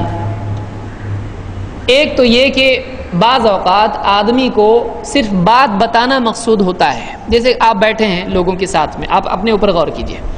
آپ نے کہا جنت کے 100 درجے معلوم، سامنے والا اچھا، ہاں ہو گئی بات ختم، وہ بھی خوش آپ بھی خوش. جنت کے 100 درجے آپ نے اپنی طرف سے بولے؟ کہاں سے بولے؟ حدیث میں ہے نا. لیکن کیا آپ نے بتایا ایسا؟ نہیں. کسی سے آپ ملے، بولے 5 وقت کی نماز فرض ہے، لیکن آپ نے نہ اللہ کا حوالہ دیا نہ رسول کا. آپ کو مقصود کیا تھا وہاں پر؟ بات بولنا. آدمی ہمیشہ ایسا نہیں کرتا کہ ہمیشہ کہ قال رسول اللہ قال اللہ، ایسا ہمیشہ کہتا ہے؟ نہیں کہتا ہے. بعض اوقات اصل بات بتانا مقصود ہوتی ہے. تو بہت سارے صحابہ بات میں ایسی بہت ساری باتیں بولتے تھے، لیکن چونکہ ہم کو معلوم ہے کہ وہ اپنے دل سے بولتے نہیں تھے، اور ان کا سورس آف نالج صرف اللہ کے رسول صلی اللہ علیہ وسلم. اس زمانے میں کوئی یونیورسٹی تھی جا کے وہ پڑھتے تھے، کوئی اور مدرسہ تھا یہاں وہاں سب طرف جاتے تھے، اور الگ الگ ٹیچر تھے. آج جیسے کوئی آدمی یہ بھی کتاب پڑھا، میگزین بھی پڑھا، اخبار بھی پڑھا، انقلاب میں بھی پڑھا، غیر انقلاب بھی پڑھا. کیا صحابہ ایسا الگ الگ جگہ سے علم حاصل کرتے تھے؟ تو دین کے بارے میں علم کا ذریعہ صحابہ کا کون تھا؟ صرف اللہ کے رسول.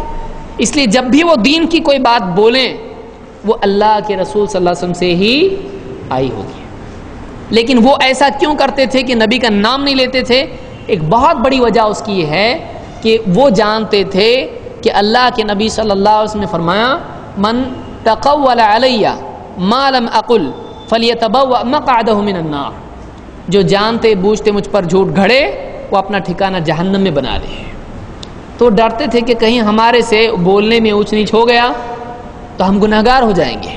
اس لیے بعض صحابہ تو بولتے تھے، لیکن بعض صحابہ جن پر بہت غالب تھا ڈر، وہ اس طرح کی باتوں میں اللہ کے رسول صلی اللہ علیہ وسلم کا نام لیے بغیر بات بول دیتے تھے، کیونکہ اس کی وہ وعید نہیں ہے. تو احتیاط کی وجہ سے. اور بعض اوقات ذہن میں نہیں ہوتا ہے آدمی کے، بات بولنا مقصود ہوتا ہے، کس نے کہا مقصود نہیں ہوتا ہے. جیسے ہم لوگ بھی بولتے ہیں، دین کی بات ہی بولتے ہیں، لیکن ہم دلیل دے کر نہیں بولتے ہیں. جیسے ہم کہیں گے، کوئی آدمی کہے بھائی بدعت مت کرو، کیوں؟ اس لیے کہ حوض کوثر سے ان لوگوں کو دھتکار دیا جائے گا جو آپ کے بعد جنہوں نے دین اپنا بدل دیا. تو یہ بات صحیح ہے کہ نہیں؟ یہ بات کس نے کہی ہے؟ اللہ کے رسول. لیکن یہاں آدمی نے اپنی طرف سے بات بتا دی، اس کے ذہن میں ہے یہ حدیث ہے، لیکن اس کو اصل مقصود یہ نہیں بتانا ہے کہ میں حدیث بیان کر رہا ہوں، اصل بتانا مقصود یہ ہے کہ بدعت مت کرو. ٹھیک ہے، آگے بڑھتے ہیں. تو صحابہ کا قول بھی دلیل بنے گا. جیسے کوئی صحابی یوں کہیں کہ یہ چیز حرام ہے، یا نماز میں یہ ذکر کرنا چاہیے، تو کیا وہ دلیل بنے گا؟ کیونکہ عبادات کے سلسلے میں اصل کیا ہے؟ توقیف. دیکھیے اللہ کے رسول صلی اللہ علیہ وسلم کیا فرمایا؟ وَصَلُّوا كَمَا رَأَيْتُمُونِي أُصَلِّي. تم نماز ویسے پڑھو جیسے مجھ کو پڑھتا. تو عبادات کے سلسلے میں نماز، روزہ وغیرہ جو بھی عبادات ہیں جن میں اپنے دل سے کچھ نہیں بول سکتے، جیسے کوئی صحابی کہے اتنی رکعت پڑھنا چاہیے یہ نماز کی، تو یہ اپنی طرف سے صحابی طے کر سکتے ہیں؟ یا بیٹھے سوچے کتنی پڑھنا چاہیے کتنے پڑھنا چاہیے، چلو 2 پڑھیں گے، ایسا کر سکتے ہیں؟ نہیں کر سکتے. یہ اجتہادی معاملہ نہیں ہے، یہ تو برابر طے ہے، وہی کرنا پڑے گا. تو ایسے معاملات دین کے جس میں اجتہاد نہیں کیا جاتا ہے کہ یہ دعا پڑھنا چاہیے وہ نماز میں، کیا اس میں اجتہاد کریں گے؟ اپنے دل سے کوئی دعا سوچ کے پڑھ سکتے ہیں؟ نہیں. تو اس طرح سے کوئی صحابی اگر کوئی بات کہے وہ بھی کیا ہوتا ہے؟ حدیث، اس کو بھی کیا کہتے ہیں؟ حدیث. اس کو کہتے ہیں کہ یہ مرفوع کے حکم میں ہے. آگے آئیے، صحابہ کا کوئی عمل جو غیر اجتہادی ہو، عبادتی عمل ہو، کہ کوئی صحابی ہم کو ملے کہ ایسا ایسا نماز پڑھتے تھے، تو آپ اس کو کیا مانیں گے؟ وہ صحابی کا عمل ہے کہ نبی سے لیا ہوگا؟ اگر نہیں مانتے تو کیا نتیجہ نکلے گا اس کا؟ یعنی اپنے دل سے کیسی بھی نماز پڑھتے تھے، سمجھ میں آئے؟ یعنی اپنے دل سے کچھ بھی نماز پڑھتے تھے صحابہ، جس کی جی میں جو آیا وہ پڑھتا تھا. کر سکتے کیا؟ وہ بھی 4 مانتے تھے، ان کے بھی 4 طریقے تھے. صحابہ کے پاس وہی عبادات، وہی طریقہ تھا دین کا جو انہوں نے اللہ کے نبی صلی اللہ علیہ وسلم سے لیا تھا. مثال کے طور پر اسود رحمہ اللہ فرماتے ہیں، کان آخر اذان بلال اللہ اکبر لا الہ الا اللہ. بلال رضی اللہ تعالیٰ عنہ کی اذان کا آخری ٹکڑا یہ تھا، اللہ اکبر لا الہ الا اللہ. یعنی اینڈ میں اذان کہاں ختم ہوتی تھی؟ لا الہ الا اللہ پہ ختم ہو جاتی تھی، آخری جملہ یہ ہوتا تھا ان کا. تو یہ کون بیان کر رہا ہے؟ تابعی. کس کے بارے میں؟ حضرت بلال کے بارے میں. تو اب یہ کیا یہ نبی کے زمانے کی چیز ہے؟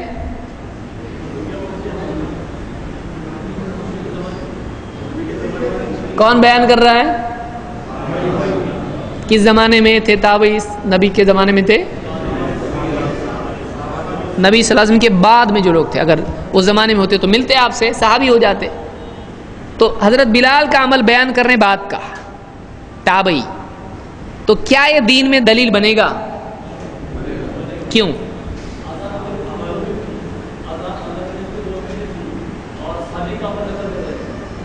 اذان اللہ کے نبی صلی اللہ علیہ وسلم کے دور میں بھی تھی اور صحابی کا عمل ہے، تو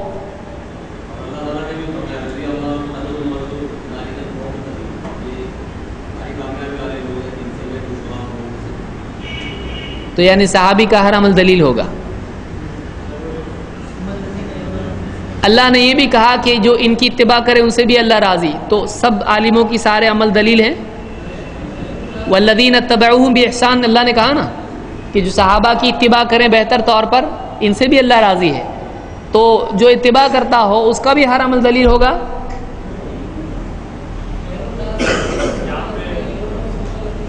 تو یعنی تینوں لوگوں کے عمل دلیل ہو گئے، صحابہ، تابعین، تبع تابعین. صحیح ہے. امام ابو حنیفہ اسی میں آتے ہیں، سارے مسئلے ان کے لینا چاہیے. پھر جہاں پہ کانٹرڈکشنز ہوتے ہیں وہاں پہ، اور اگر نہیں ہوا تو تینوں کا دلیل، صحابہ، تابعین، تبع تابعین. کسی کا اچھا، کسی کے بارے میں کہا جائے یہ اچھا ہے، تو کیا اس کی ہر بات دلیل بن جاتی ہے؟ اپنے ہاں مانا جاتا ہے یہ بچہ بہت اچھا ہے، تو جو بولا اب سارے بچوں نے سننے کا. اس یہ وہ آدمی مؤذن صاحب بہت اچھے، امام صاحب بہت اچھے، جو بولے وہ سننے کا. ایسا ہے نہیں.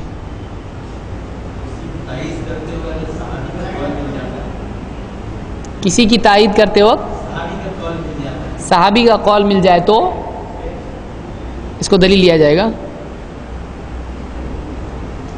دیکھیے غور کیسا کریں گے، انسان کی سوچ کیسی رہتی ہے، ایک دم مطلب کہیں بھی جا سکتی ہے. یہ کتنی عجیب چیز ہے، سوچیے.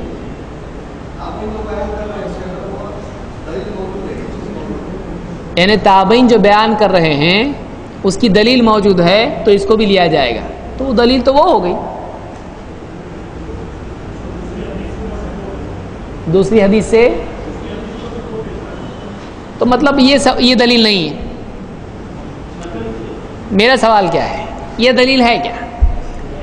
اب اگر دوسری حدیث سے سپورٹ مل رہا ہے تو اس کے سپورٹ کے بغیر دلیل ہے کیا؟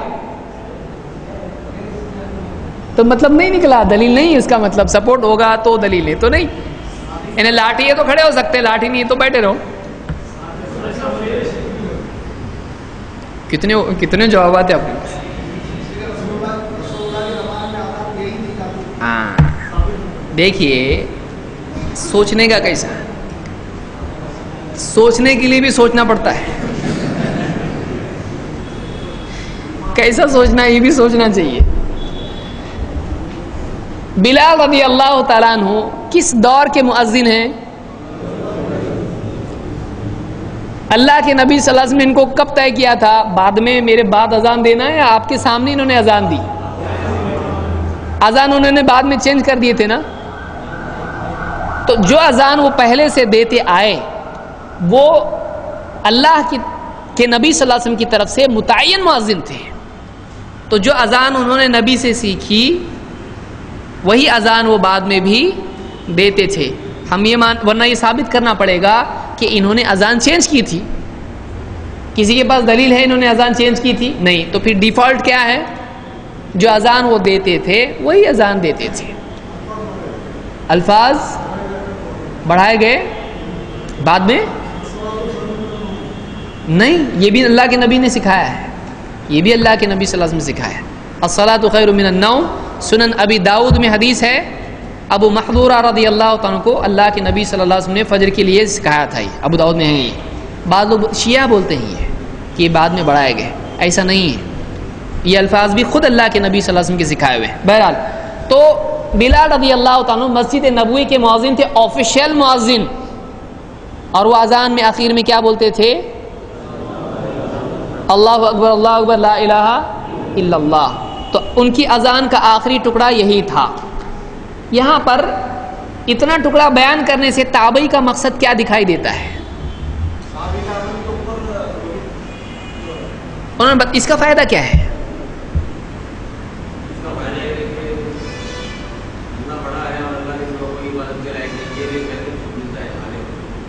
اس روایت کا فائدہ کیا ہے؟ نہ کہ اس ٹکڑے کا.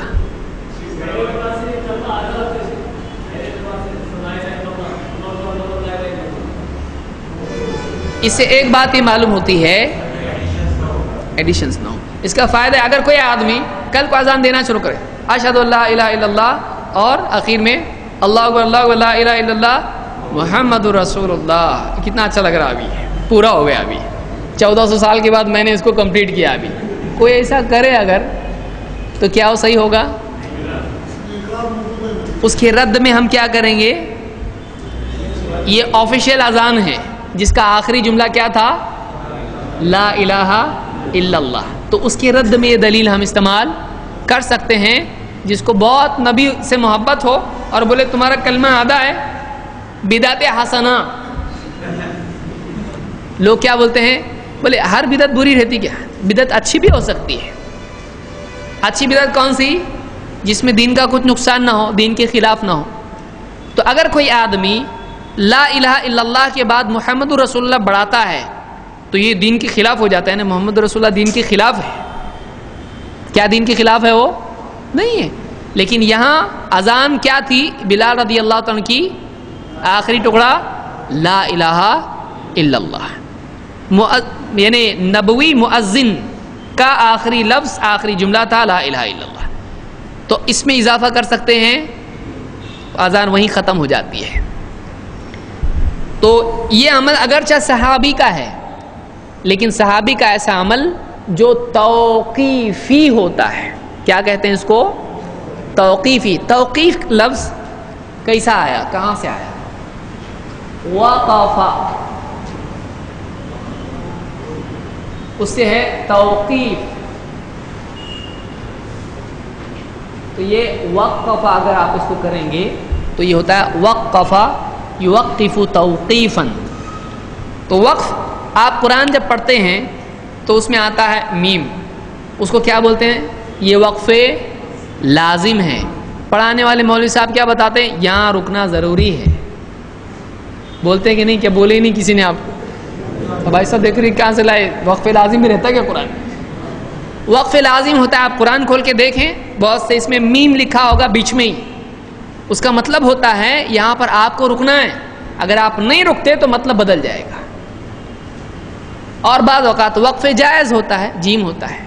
بعد میں قافہ ہوتا ہے، وقف ہوتا ہے اختیاری، پڑھو رکو نہیں رکو، بہت ساری چیزیں اس میں ہوتی ہیں. لیکن وقف لازم، وقف کا مطلب ہوتا ہے رکنا.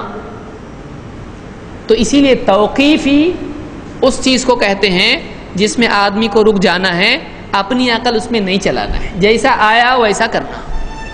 ایسے معاملات کو کیا بولتے ہیں؟ توقیفی. اس کی ایک مثال دیکھیے. فجر کی نماز کتنی رکعت ہے؟ یعنی فرض نماز 2 رکعت ہے. اس میں میٹنگ کر کے کچھ ایڈجسٹمنٹ کر سکتے ہیں؟ سارے علماء مل کے بیٹھے، چلو کچھ پبلک کی اصلاح نہیں ہو رہی تو ان الصلاۃ تنہی عن الفحشاء والمنکر، نماز بے حیائی کے اور برائی کے کاموں سے روکتی ہے، اور پبلک پڑھ رہی اور برائی کے کاموں سے رک رہی نہیں، تو کیا کریں گے؟ تھوڑا بجٹ. تو فجر کی 2 کافی نہیں ہو رہی، دن بھر گناہ کرتا ہے، اس کو کیا کرو؟ 2 کے 4 کرو. کر سکتے ہیں؟ نہیں. کیوں نہیں کر سکتے ہیں؟ کیوں نہیں کر سکتے ہیں؟ اس لیے کہ یہ معاملہ کیا ہے؟ توقیفی ہے. اس کو توقیفی کہتے ہیں. جیسا ہے ویسا ہی رکھو، اس کو اپنی طرف سے چینج نہیں کر. اور اس کا مدار عقل پر بھی نہیں ہے، یعنی یہ بات عقل میں بھی نہیں آتی ہے.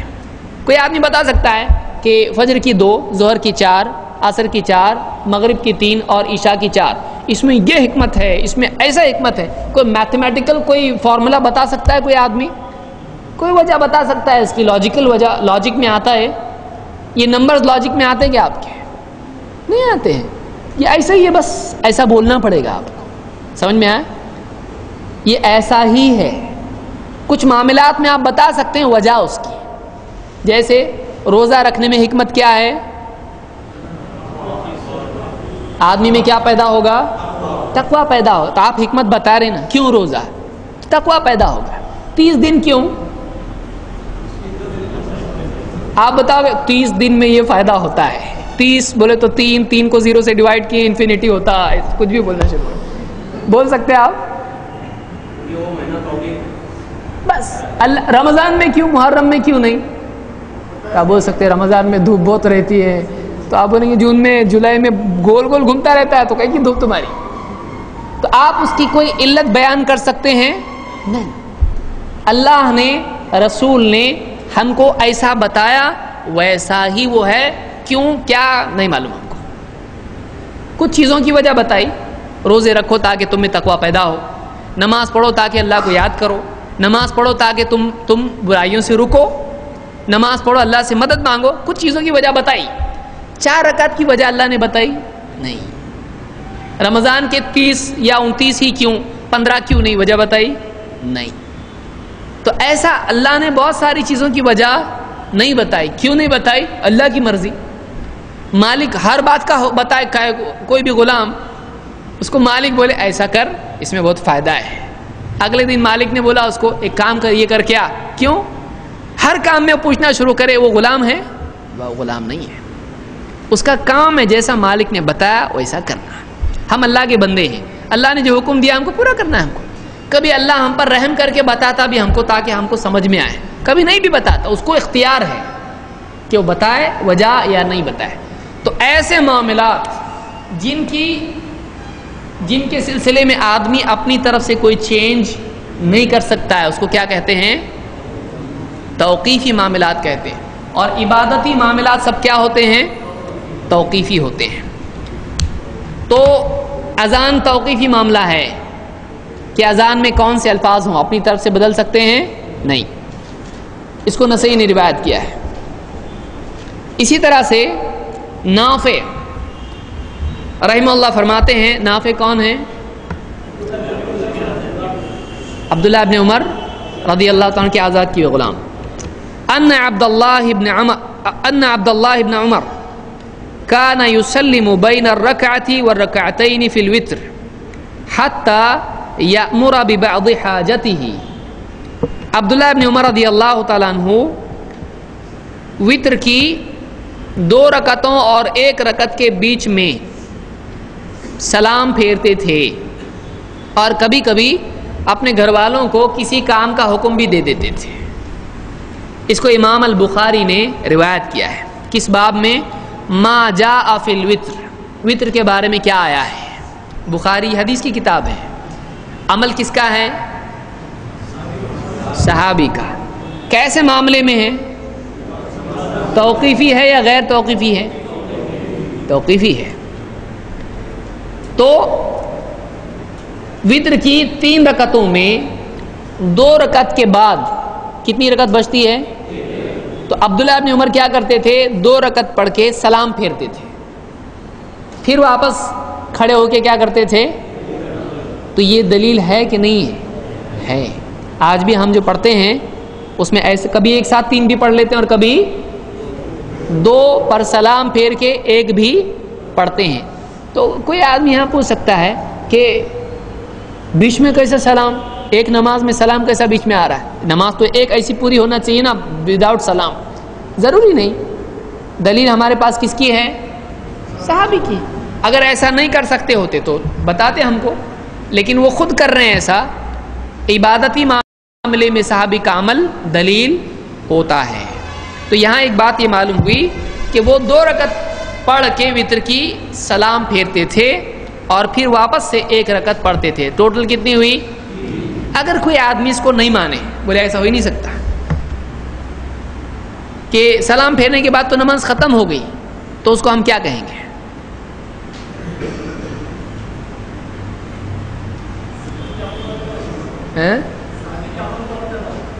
صحابی کے عمل سے تو دلیل مل گئی، لیکن اس کے لیے ایسا نہیں ہو سکتا کیا کہ نماز میں سلام پھیرنے کے باوجود وہ نماز باقی رہے؟ یعنی دیکھیے نماز ختم کیسا ہوتی؟ ہوئی نا وتر ختم، پھر آپ سلام پھیر کے پھر وتر کنٹینیو کر رہے، ایسا ہوتا کیا؟ وتر کی ہاں تو 3 تو ہے، 1 ایک ساتھ، 3 ایک ساتھ، 5 ایک ساتھ اور 7 ایک ساتھ. تو 5 کو توڑ کے پڑھ سکتے ہیں تو کیسا پڑھیں گے؟ 2 2 1 پڑھ سکتے ہیں. کہاں سے لائے؟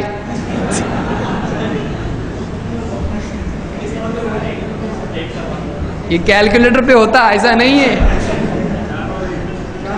4 اور 1 کہیں پڑھے یا کیا ہے؟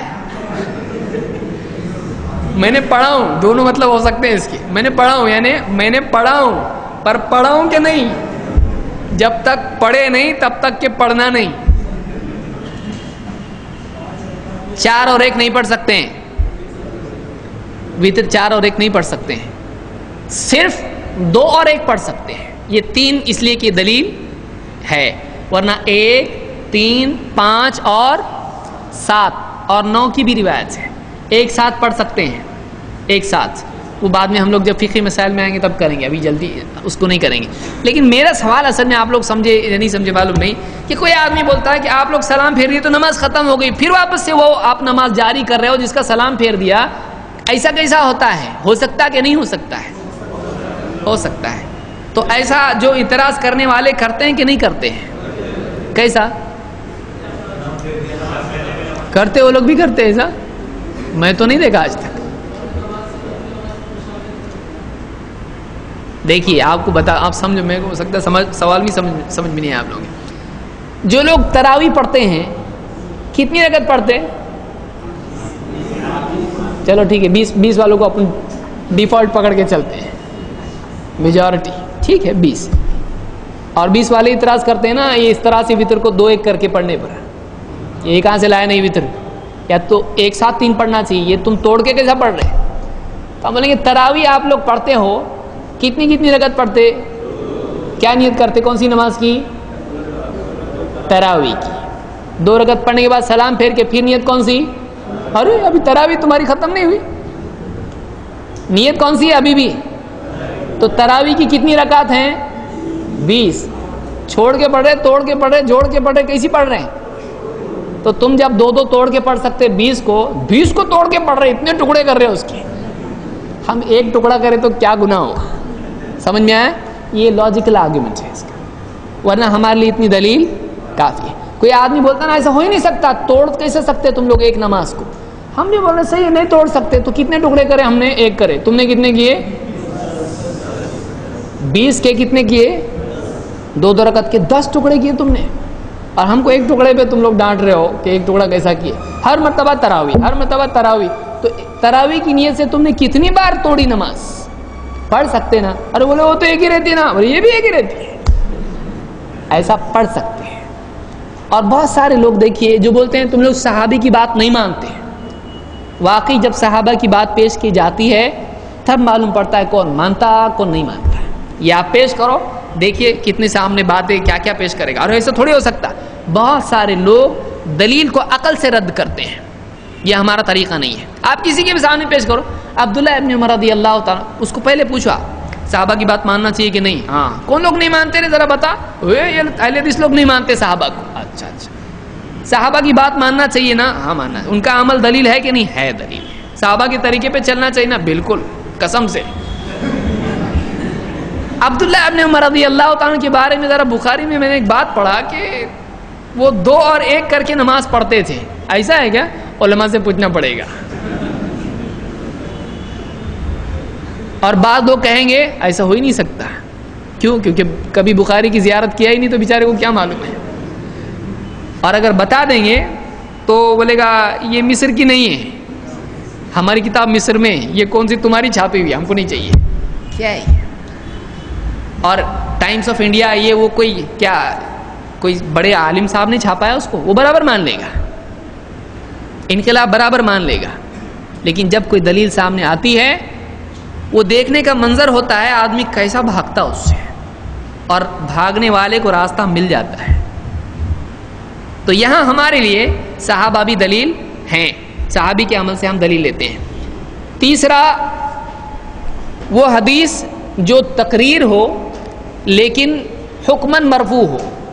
یعنی دیکھیے 2 چیزیں ہیں. تقریر میں 2 قسم کی تقریر ہوتی ہے. اس کو ہم فنش کر دیں گے آج انشاءاللہ. تقریر میں 2 طرح کی تقریر ہوتی ہے، تقریری حدیث. ایک تو یہ کہ صحابی کا عمل اللہ کے نبی صلی اللہ علیہ وسلم کے سامنے ہوا ہو. جیسی مثال ہم نے دیکھی تھی کون سی؟ فجر کے پہلے 2 سنت جو ہوتی ہے وہ بعد میں پڑھی صحابی نے. تو وہ واقعہ کہاں ہوا؟ اللہ کے نبی صلی اللہ علیہ وسلم کے سامنے ہوا. تو اس کو بھی تقریر کہتے ہیں. لیکن کبھی ایسا ہوتا ہے کہ صحابی کہتے ہیں کہ اللہ کے نبی صلی اللہ علیہ وسلم کے زمانے میں ہم لوگ ایسا کرتے تھے، لیکن وہ یہ نہیں بتاتے ہیں کہ اللہ کے نبی صلی اللہ علیہ وسلم کے سامنے ہم نے ایسا کیا. اس میں نبی صلی اللہ علیہ وسلم کا دیکھنا مذکور نہیں ہوتا ہے کہ آپ نے دیکھا اور کچھ نہیں کہا، ایسا نہیں ہوتا ہے. صحابی کیا کہتے ہیں؟ ہم اللہ کے نبی صلی اللہ علیہ وسلم کے زمانے میں ایسا ایسا کرتے تھے. یہ بھی دلیل ہوتا ہے. جیسے معاذہ رحمہ اللہ فرماتی ہیں سألت عائشہ، میں نے حضرت عائشہ سے پوچھا، فقلت ما بال الحائض تقضی الصوم ولا تقضی الصلاۃ. کیا بات ہے کہ وہ عورت جو حیض کی حالت میں ہو، وہ اس کے جو روزے چھوٹ گئے ہیں ان کی تو قضا کر لیتی ہے لیکن نماز کی قضا نہیں کرتی ہے، ایسا کیوں؟ فقالت احروریۃ انت. حضرت عائشہ نے کیا سوال پوچھا؟ تو حروری ہے کیا؟ حروری خارجی جو صرف قرآن ہی کرتے ہوں، حدیث کو دلیل نہ بناتے ہوں. تو حضرت عائشہ نے پوچھا تو حروریہ ہے کیا؟ قلت لست بحروریہ ولکنی اسأل. انہوں نے کہا کہ نہیں میں حروریہ تو نہیں ہوں، لیکن میں بس پوچھنا چاہتی ہوں معلومات کے لیے. قالت کان یصیبنا ذلک فنؤمر بقضاء الصوم ولا نؤمر بقضاء الصلاۃ. حضرت عائشہ نے فرمایا یہ جو حالت ہے حیض کی، اللہ کے نبی صلی اللہ علیہ وسلم کے زمانے میں یہ حالت ہم کو پیش آتی تھی، تو ہم کو روزوں کی قضا کا تو حکم دیا جاتا تھا لیکن نماز کی قضا کا حکم نہیں دیا جاتا تھا. کس نے روایت کیا اس کو؟ بخاری اور مسلم دونوں نے. اس حدیث سے کیا باتیں معلوم پڑتی ہے کہ ابھی غور کرتے ہیں ہم حدیث پر، سمجھنے کی کوشش کرتے ہیں حدیث کو. ایک خاتون نے حضرت عائشہ سے پوچھا، تابعیہ ہے معاذہ، تو یہ نبی صلی اللہ علیہ وسلم کے زمانے کی بات ہے یا بات کی؟ ایک تو یہ وجہ ہے، دوسری وجہ آگے کا اس زمانے میں ایسا ہوتا تھا، تو یہ خود بتا رہا کہ وہ زمانہ چلا گیا. تو کیا پوچھ رہی ہیں؟ ایسا کیوں ہے کہ حائضہ عورت روزوں کی قضا کرتی ہے لیکن نماز کی قضا نہیں کرتی؟ اس سے ایک بات کیا ثابت ہوئی کہ حیض کی حالت میں روزے نماز رکھنا چاہیے کہ نہیں؟ جب رکھیں گے ہی نہیں تبھی تو معلوم پڑے گا قضا ہے کہ نہیں ہے. اگر رکھنا ہوگا تو قضا ہوگی کیا؟ تو معلوم ہوا کہ نہیں کرنا ہے اس کو. اس روایت سے معلوم ہوا کہ روزہ اور نماز حیض کی حالت میں نہ روزہ ہے نہ نماز ہے، اس پر ہے ہی نہیں، وہ بعد میں کرے گی. لیکن اب روزہ اور نماز دونوں ہیں، دونوں چھوڑی. اب جب وہ پاک ہو جائے، غسل وغیرہ کر لے، تو اس کی 7 دن یا 5 دن یا جو بھی دن اس کے ہیں ان میں اس کے روزے بھی چھوٹے. مان لیجئے 7 روزے چھوٹ گئے رمضان کے، اور 7 دن کی نمازیں کتنی؟ 35. تو اب 35 نمازیں اور 1 روزہ. اب جب پاک ہو گئی تو وہ کیا کرے گی؟ روزے رمضان کے مکمل کرے گی. اب آئندہ دنوں میں کیا کرے گی؟ وہ جو روزے 7 چھوٹے تھے وہ رکھے گی کہ نہیں؟ تو روزے قضا کرے گی. اور نمازیں 35. تو اس عورت نے پوچھا ایسا کیوں ہے کہ نماز نہیں اور روزے ہاں؟ حضرت عائشہ نے کیا کہا؟ انہوں نے کوئی عقلی جواب دیا. انہوں نے کیا کہا؟ حیض کی حالت کوئی نئی حالت نہیں ہے، آج ہوتا پہلے نہیں ہوتا تھا، ایسا ہے؟ عورتوں کو یہ ہمیشہ سے ہوتا رہا ہے. تو اللہ کے نبی صلی اللہ علیہ وسلم کے زمانے میں جن عورتوں کو یہ حالت پیش آتی تھی، حضرت عائشہ نے کہا اس زمانے میں ہم کو روزوں کی قضا کا حکم دیا جاتا تھا لیکن نماز کی قضا کا حکم نہیں تھا. تو معلوم ہوا روزوں کی قضا ہے، نماز کی قضا نہیں ہے. اب یہاں ایک جو پچھلا سوال ہمارا چل رہا تھا توقیفی کا، اگر کوئی عورت یہ کہے ارے باقی سب تو متقی نہیں ہے، میں بہت متقی ہوں، میں روزوں کی بھی قضا کروں گی اور 35 نمازیں بھی پڑھوں گی، کیا اس کے لیے صحیح ہوگا؟ کیوں؟ اس لیے کہ اس کا حکم ہے ہی نہیں. اللہ کے نبی صلی اللہ علیہ وسلم کیا فرمایا؟ من عمل عملا لیس علیہ امرنا فہو رد. اس کے لیے صحیح نہیں ہے کہ وہ نمازیں اپنی قضا کرے، کیونکہ شریعت نے اس کو نمازیں پڑھنے کے لیے کہا ہے نہیں، تو وہ نماز نہیں پڑھنا چاہیے اس نے. تو اب کیوں ایسا؟ روزہ بڑھا کہ نماز بڑھی ہے. سب سے بڑی عبادت، سب سے توحید کے بعد سب سے بڑی عبادت کیا ہے؟ نماز ہے. لیکن نماز نہیں پڑھے تو بھی چلتا اور روزہ رکھنا پڑے گا. عجیب، کیوں ایسا؟ توقیف، جیسا ہم کو بولے ویسا کرنے کا، جیسا بولے ہیں ویسا ہم کو کرنے کا ہے. نماز نہیں تو نہیں، روزہ ہاں تو ہاں. تو اس حدیث سے حضرت عائشہ نے کہا اس زمانے میں ہم کو ایسا ہوتا تھا، ہم کو حکم دیا گیا کہ روزوں کی قضا کرو اور نماز کا قضا کا حکم ہم کو نہیں دیا گیا. تو یہ اس دور کی بات بیان کر رہی ہیں. تو کیا اس سے دلیل لیں گے؟ اس سے دلیل لی جائے گی. اس کو بھی کہا جائے گا کہ یہ تقریر ہے. حضرت عائشہ کیا جملہ کہہ رہی؟ ہم کو نماز کی قضا کا حکم نہیں دیا گیا. تو معلوم ہوا کہ وہ نماز نہیں پڑھتے تھے اور اس کی قضا بھی نہیں کرتے تھے. کیوں؟ اس لیے کہ وہ حکم اس کا، ان کو کہا گیا نماز مت پڑھو، روزہ مت رکھو، لیکن یہ کہا گیا روزے کی قضا کرو، لیکن نماز کی قضا کا حکم دیا نہیں، تو انہوں نے قضا بھی کیے نہیں. تو یہ اس زمانے کی بات بیان ہو رہی ہے، اس کو بھی حدیث کہتے ہیں. یہ تقریر ہے جو کیا ہے؟ مرفوع کے حکم میں ہے. اس میں نبی صلی اللہ علیہ وسلم کا نام آیا. صحابہ، یہاں ایک سوال یہ ہے، صحابہ اگر کہیں ہم کو حکم دیا جاتا تھا کہ ہم ایسا کریں، تو کیا دلیل لیا جائے گا؟ اس کو دلیل مانا جائے گا؟ کیوں؟ لیکن نبی کا نام نہیں اس میں. ہاں، صحابہ کون حکم دیتا تھا؟ بادشاہ. کون حکم دیتا تھا؟ اللہ کے رسول. تو صحابہ جب ایسا کہیں ہم کو ایسا حکم دیا جاتا تھا یا ہم کو اس چیز سے منع کیا جاتا تھا، جیسے اس صحابی کو پکڑ کے کھینچا دوسرے صحابی نے نماز ہی میں جو اوپر پڑھ رہے تھے، حذیفہ رضی اللہ تعالیٰ کو ابو مسعود رضی اللہ تعالیٰ نے پیچھے کھینچا. کیوں؟ وہ اونچی جگہ پہ امام صاحب، باقی پبلک نیچے. یہ دیکھے تو انہوں نے دیکھی امام اوپر کیسا کیا گیا یہ، اور پبلک پوری نیچے. انہوں نے نماز میں پکڑ کے ان کو کھینچا. نماز کے بعد ان سے کہا کیا تم کو معلوم نہیں اس چیز سے ہم کو منع کیا گیا ہے؟ انہوں نے کہا معلوم ہے، لیکن تم نے جب کھینچے نا تب مجھ کو یاد آیا، بھول گیا تھا میں. تو ہم کو منع کیا جاتا تھا. کون منع کرتا تھا؟ تو صحابہ جب ایسا کہیں کہ ہم کو یہ حکم دیا جاتا تھا یا ہم کو منع کیا جاتا تھا, تو اس سے مراد کس کا حکم اور کس کی منع لی جائے گی؟ یہ سب چیزیں معلوم ہونا چاہیے. دیکھیے یاد رکھیے اس کو. ایسا آپ جب حدیثیں پڑھیں گے تو آپ کو یہ سب چیزیں سامنے آئیں گی, اس لیے ہم سب اس کے اطراف جڑی ہوئی چیزیں بھی لے رہے ہیں. اور ایک روایت جابر بن عبداللہ رضی اللہ عنہ فرماتے ہیں کننا اذا صعدنا کبرنا واذا نزلنا سبحنا. بخاری نے اس کو روایت کیا ہے. کہتے ہیں جب ہم ایک روایت میں جب ہم سفر میں ہوتے تھے تو ہم جب چڑھان پر جاتے تھے, جب اس طرح سے سفر ہوتا تھا, ریگستان ہوا کرتا تھا, وہ پہاڑوں پر سے وہ لوگ گزرتے تھے, تو جب ہم اوپر جاتے تھے تو کیا کہتے تھے؟ جب نیچے آتے تھے اذا صعدنا, جب ہم اوپر جاتے تھے تو ہم کیا کہتے تھے؟ کبرنا. کبرنا یعنی تکبیر کہتے, تکبیر یعنی اللہ اکبر. اور جب وَإِذَا نَزَلْنَا, ہم نیچے آتے تھے تو ہم کیا کہتے تھے؟ سبحان اللہ, تسبیح کے کلمات کہتے تھے.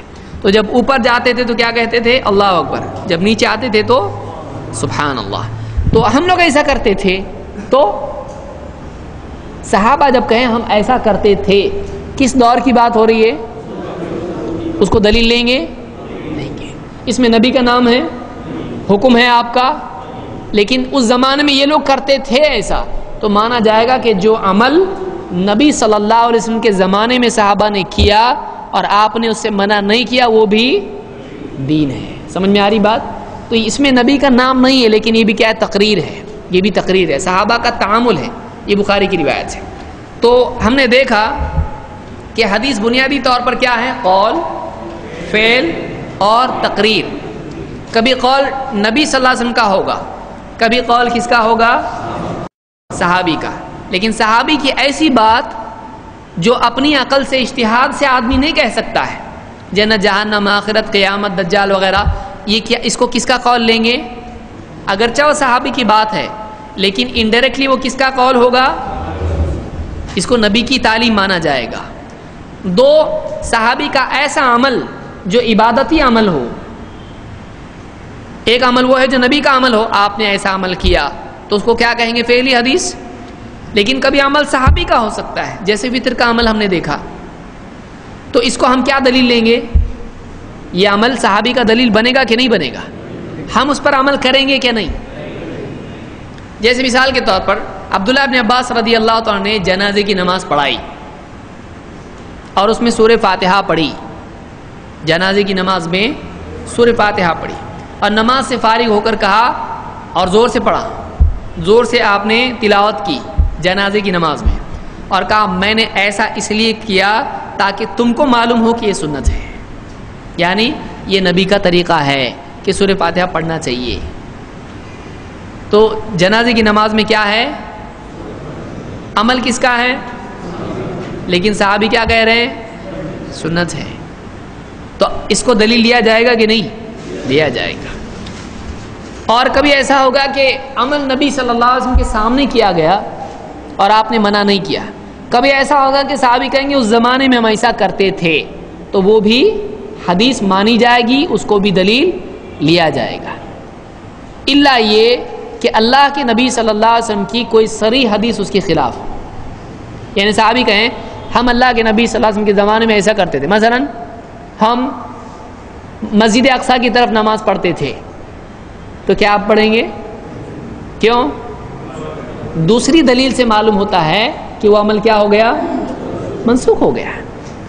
تو ایسا عمل جو اس زمانے کا تھا لیکن چینج ہو گیا, اگر چینج کی دلیل ملتی ہے تو اس کو لیں گے, لیکن اگر نہیں ملتی ہے تو اس کو لیں گے. سمجھ میں آیا؟ تو یہ ساری باتیں حدیث سے متعلق تھی. انشاءاللہ اگلے درس میں ہم دیکھیں گے کہ راوی, سند اور وہ ساری چیزیں جو آتی ہیں عام طور سے وہ کیا ہیں. اس کے نوٹس بھی اگلے ہفتے انشاءاللہ آپ کو ملیں گے. اگلے ہفتے درس ہوگا انشاءاللہ.